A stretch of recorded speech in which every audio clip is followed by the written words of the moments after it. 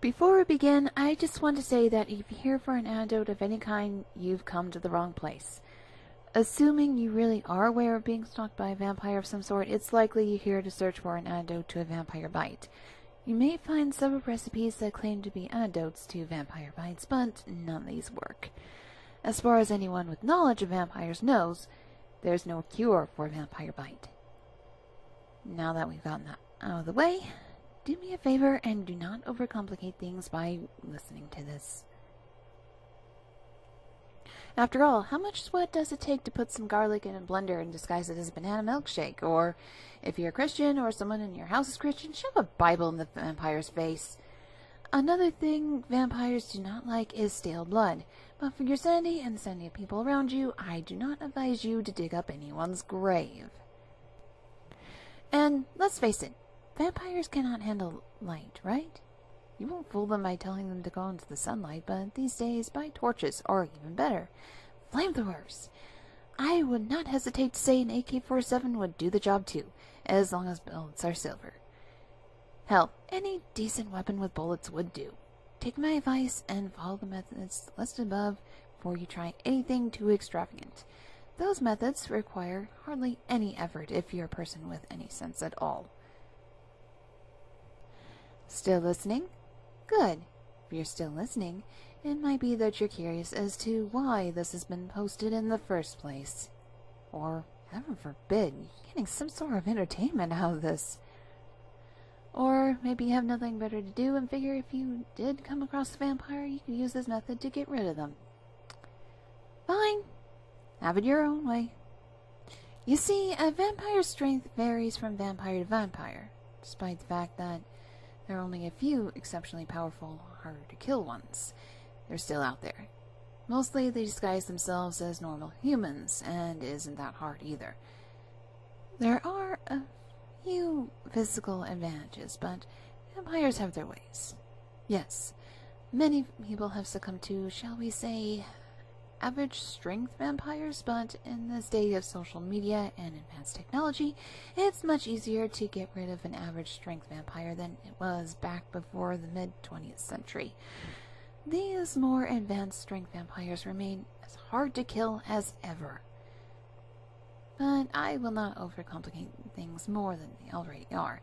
If you're really that desperate, if you know this for the sake of your trust, I will not guarantee the success of this recipe, but I can honestly say it's worked for me every time.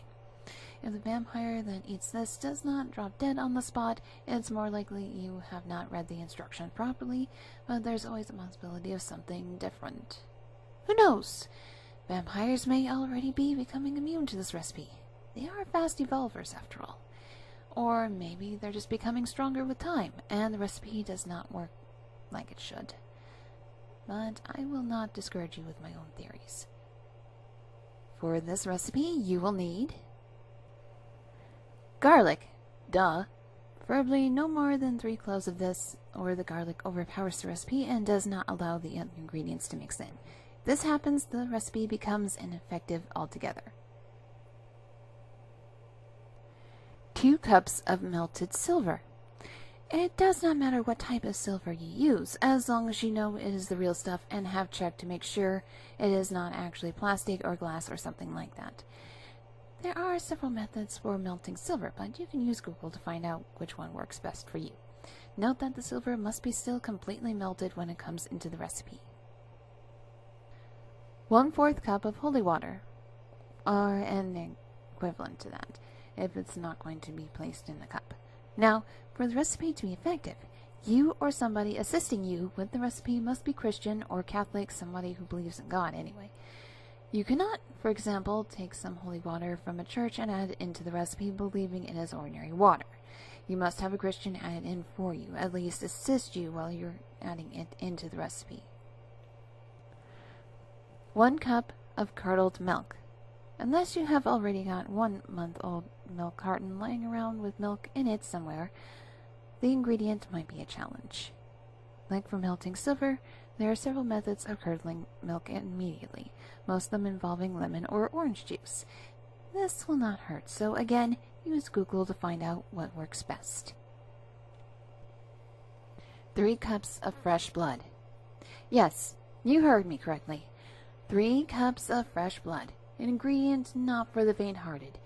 I'll leave it up to you to figure out how to get that blood, but let's hope for the sake of humanity that you do not take it upon yourself to murder somebody. The blood has to be fresh, so you cannot rob a grave or anything like that. This ingredient is included because, with so many ingredients harmful to a vampire, it hides the scent of the ingredients, and it is what attracts the vampire in the first place. The blood cannot be animal blood, however. Vampires, especially the ones we're dealing with here, are very good at detecting different blood types, and animal blood is not their thing. Half a cup of baking soda. This will do nothing to alter the ingredients, but is used to just thicken up the recipe. 2 tablespoons of vinegar for extra spice. The method itself is probably the simplest part of the whole recipe, but how effective the recipe is on the vampire or vampires depends on how well you do it. Step 1. Reheat oven to 220 degrees Celsius, 428 degrees Fahrenheit. 2. Place milk and garlic in blender and blend until garlic is completely liquefied. 3. Transfer into a bowl. Add in baking soda and stir, making sure it is completely dissolved. 4. Slowly add the blood and stir gently. This should take you at least 20 minutes. 5. Stir in the vinegar, closely followed by the holy water. 6. Add in the melted silver and whisk until it forms a dull red paste. 7. Place in oven for 20 to 30 minutes and set in a cool, dry place. The overall result is a dense, copper-colored cake that reeks of curdled milk. To vampires, however, the cake is blood paradise. Now, all you need to do is to take a reasonable-sized chunk of the cake and hide it somewhere the vampire will not be suspicious about. If I were a vampire and I saw a giant-looking blood cake sitting right in the middle of an ordinary human's living room, I'd take a closer look to find what's really in the cake. Of course, there are other methods of luring the vampire in, which you're free to use or test out. There'll still be plenty of cake left in the end, which you can still store for later use. Just make sure nobody discovers the cake lying around, or smells it.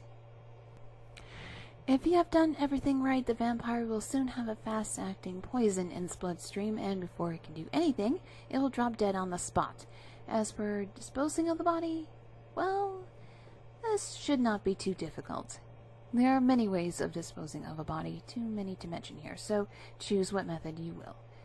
Nobody will notice the loss of another vampire. Even the vampires themselves will not notice. They're too absorbed in a world of their own.